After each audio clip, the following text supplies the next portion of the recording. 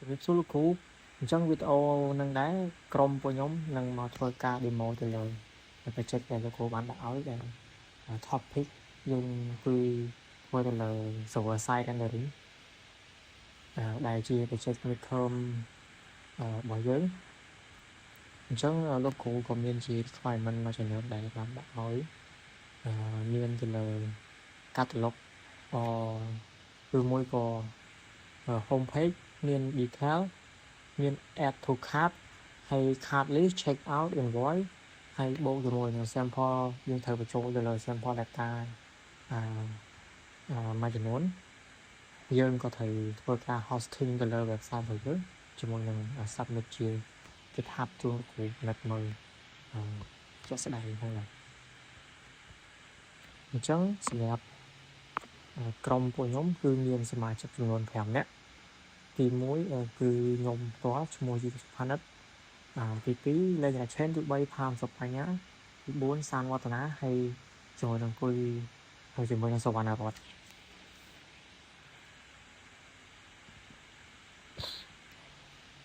បាទអញ្ចឹងសម្រាប់project របស់ខ្ញុំហ្នឹងគឺជា sample project មួយដែល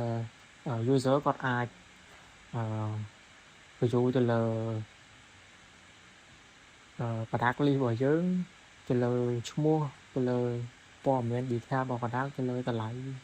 ហើយជាមួយនឹងព័ត៌មាន update ផ្សេងៗដែលទៅតាមទីផ្សារជាក់ស្ដែងអញ្ចឹងនៅក្នុងគោលបំណងដែលពួកខ្ញុំbuild project មួយនឹងឡើងមកគឺដើម្បី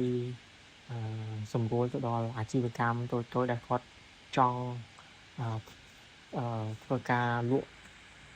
ទៅលើទៅតាមរយៈ website ផ្សេងៗដើម្បីតម្រូវទៅតាមទីផ្សារបច្ចុប្បន្នរបស់យើងអញ្ចឹងហើយគាត់អាចធ្វើការ upload ចូលលើ website របស់យើងទៅវាមានភាពងាយស្រួលវាមិនសូវជានិយាយទៅគាត់អាចចំណាយតិចហើយគាត់អាចបាន website មួយយកទៅប្រើហ្នឹងទៅអញ្ចឹងដំបូងខ្ញុំសូមនិយាយទៅលើproduct catalog ឬមួយដំបូងផុតហ្នឹងគឺខ្ញុំសូមនិយាយទៅលើ home page ដែល home page របស់ខ្ញុំគឺជា product catalog ហ្នឹងហ្មងអញ្ចឹងនៅលើ product catalog ហ្នឹងគឺ user គាត់អាចនឹងឃើញទៅលើ product list ដែលខាងយើងមានដែលខាងខ្ញុំបានដាក់ជា sample ចូលទៅក្នុងហ្នឹងហើយមានជាមួយនឹងឈ្មោះមានជាមួយនឹងតម្លៃហើយនៅពេលដែល user គាត់ចង់ដឹងព័ត៌មានលម្អិតគាត់អាចចុចទៅលើ view detail ទៅលើ product មួយហ្នឹងទៅគាត់អាចនឹងឃើញឯថាទៅលើ product មួយហ្នឹងគឺមានអញ្ចឹងហើយបន្ទាប់មកគាត់អាចចុច add to cart បើសិនជាគាត់ពេញចិត្តទៅលើ product មួយណាដែលគាត់ចង់បានទៅតាមជាក់ស្ដែងរបស់គាត់ហ្នឹងទៅបាទអញ្ចឹងលោកគ្រូសម្រាប់ខ្ញុំគឺអស់ប៉ុណ្្នឹងហើយខ្ញុំសូមបន្តទៅឲ្យ team របស់ខ្ញុំគាត់ធ្វើការនិយាយតទៅលើចំណុចផ្សេងទៀតអរគុណច្រើនលោកគ្រូ source code របស់យើងចូលទៅលើ folder route ហើយ web.php មួយទៀតយើងចូលទៅកាន់ folder app http ហើយយើងចូលទៅកាន់ folder controller ហើយនៅក្នុងproject ហ្នឹងខ្ញុំបានធ្វើទៅលើ product gallery និង data set B ហើយនៅក្នុង product gallery ហ្នឹងឃើញនឹងយើងបានឃើញនៅក្នុង home page វាមាន future product មាន product name និងមាន product name មាន description មាន price មានកន្លែង stock quality product image ហើយនឹង view data button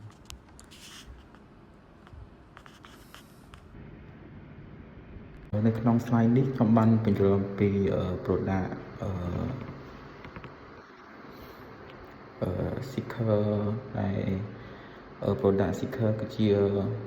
lower seeker ដែលប្រើសម្រាប់បញ្ចូលទិន្នន័យផលិតផលគំរូទៅក្នុង database ដោយស្វ័យប្រវត្តិវាមានផលិតផលដូចជា laptop mouse keyboard monitor headset និង accessory ការប្រើ seeker ជួយឲ្យក្រុមខាងក្រោមមិនអាចមើលកូដខាងក្រោមបានគោ ជំរាបសួរលោកគ្រូខ្ញុំបាទឈ្មោះផាសុកបញ្ញាខ្ញុំបាននិយាយអំពីចំណុចបន្ទាប់គឺ product detail page អញ្ចឹងនៅពេលដែលយើងចូល website របស់យើងទៅកាន់ product catalog នឹងឃើញជាមួយនឹង product ដែលយើងលក់ជាច្រើនដែលមានដូចជា computer mouse keyboard monitor និង accessory ផ្សេងៗអញ្ចឹងនៅពេលដែលភ្ញៀវគាត់ចុចទៅកាន់ view detail គាត់ចង់ទិញ product ណាមួយឧទាហរណ៍ឥឡូវនេះខ្ញុំចុចទៅលើ MacBook Air M4 អញ្ចឹងយើងនឹងនាំគាត់ទៅកាន់ page មួយទៀតហើយជាមួយនឹង page ដូចដែរគឺវាផ្ដល់ជាមួយនឹងព័ត៌មានជាក់លាក់ដែលមានឈ្មោះ product របស់យើងដែលគាត់ត្រូវទិញជាមួយនឹងតម្លៃហើយបន្ថែមពីនឹងទៀតគឺយើងបានដាក់ជាមួយនឹងអីវ៉ាន់ដែលមាននៅក្នុងស្រាប់ដូចជាជាក់ស្ដែងឥឡូវហ្នឹងគឺ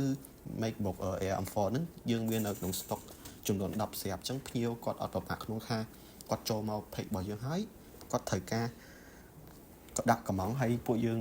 បានអស់អីវ៉ាន់នៅក្នុង stock អញ្ចឹងគាត់អត់ប្របាក់ដល់ពេលដែលគាត់សម្រេចចិត្តថាទិញហើយគាត់តែ add ចូល to chat នឹងនាំគាត់ទៅកាន់ page មួយទៀតហើយគាត់អាចកំណត់ជាមួយនឹងតម្លៃដែលគាត់ថាគាត់ចង់ទិញ2ឬ3គឺយើងនឹង total summary ជូនគាត់តាមនឹងហើយឥឡូវហ្នឹងលោកគ្រូអាចមកមើលជាមួយនឹង source code របស់ product detail របស់ខ្ញុំណាសួរលោកគ្រូខ្ញុំបាទឈ្មោះសានបតាមកនិយាយតាក់ទងជាមួយចំណុចតគឺ check out បន្ទាប់ពីភ្ញៀវវាគាត់តែចិនយើងគាត់ចុចរើសតំណែងដែលគាត់ចង់បានមួយប្រដាប់ដែលគាត់ចង់បានហ្នឹងហើយគាត់ធ្វើ add ឲ្យអស់ហើយគាត់ត្រូវប្រសិទ្ធទៅ check out សិនទីមួយយើងឃើញថា check out របស់យើងគឺមាន order summary ដែលបញ្ជាក់អំពីចំនួនឬមួយក៏ប្រដាប់ដែលគាត់បានយកហ្នឹងចំនួន7ហើយជាមួយនឹង total សរុបកន្លែងរបស់គាត់ហើយតកតងជាមួយនឹង shopping detail ហ្នឹង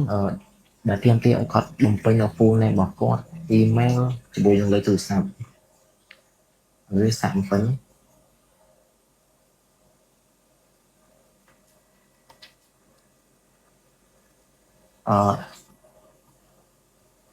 ហើយនៅមុនពេលដែលគាត់ត្រូវបញ្ជាទិញហ្នឹងប្រព័ន្ធ validate ត្រូវពិនិត្យថាតើគាត់បានប្រើប្រាស់ឬមួយក៏បំពេញកូដនឹងគ្រប់អត់បើសិនជាខ្វះកន្លែងណាមួយវានឹង load សារទៅឲ្យគាត់បំពេញឡើងវិញ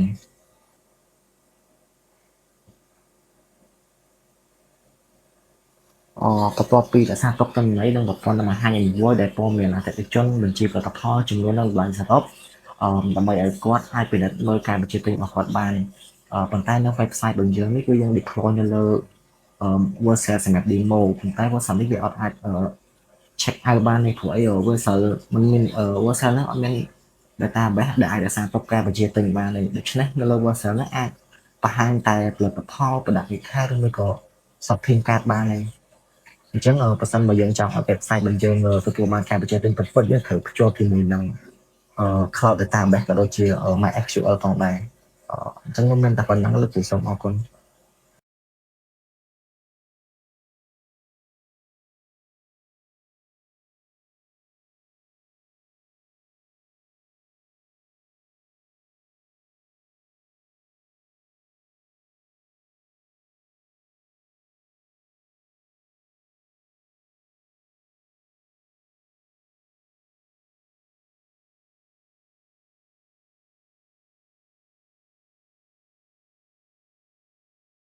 ខ្ញុំបាទឈ្មោះ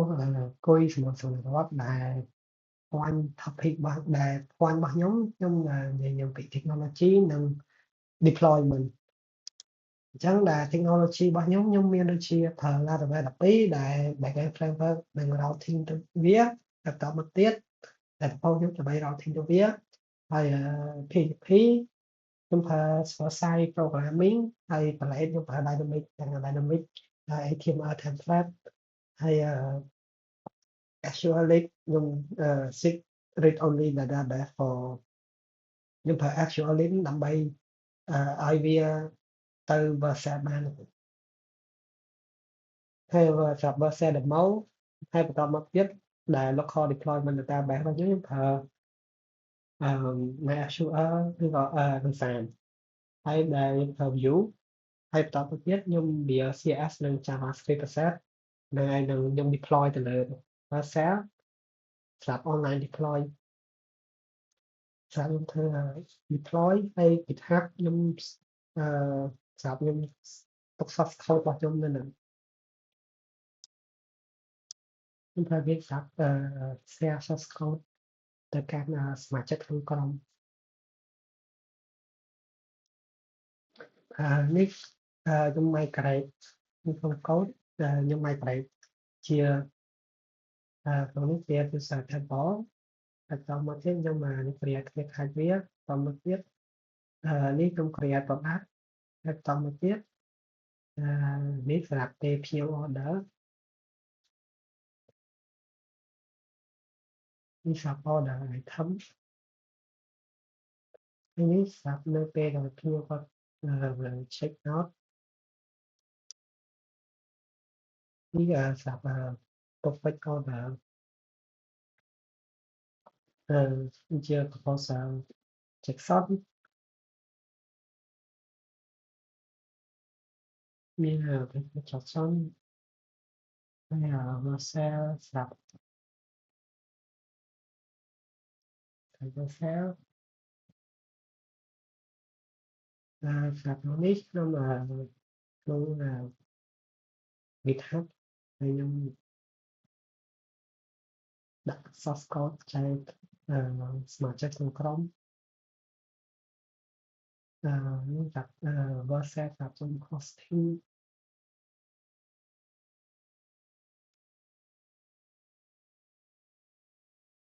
គឺ website របស់ខ្ញុំទៅดูចិត្ត detail ហើយ script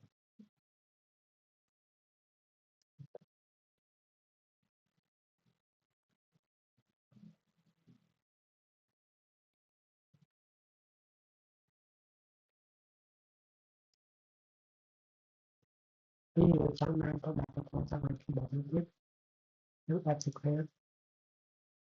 ជឿបាននៅពីរក៏បានហើយ keyboard ខ្ញុំថាប្រសិទ្ធ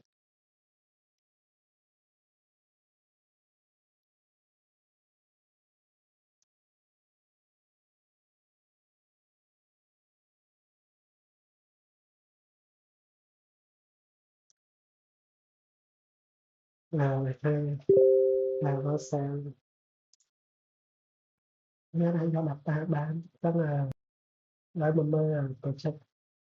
data demo នៅលើ local វិញខ្ញុំចង់បានមើលមាន setting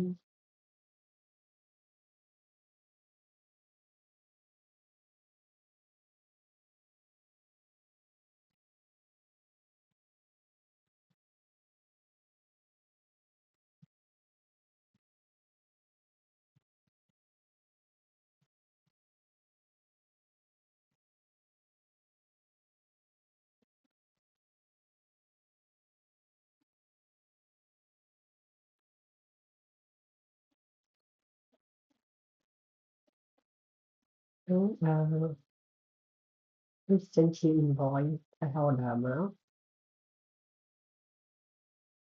គឺយើងអាចចូលទៅមើល data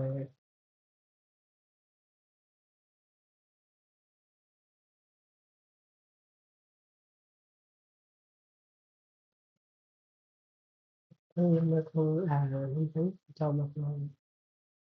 order mới trong những IT company là mình thay đổi là company là motivate nó có nó phụ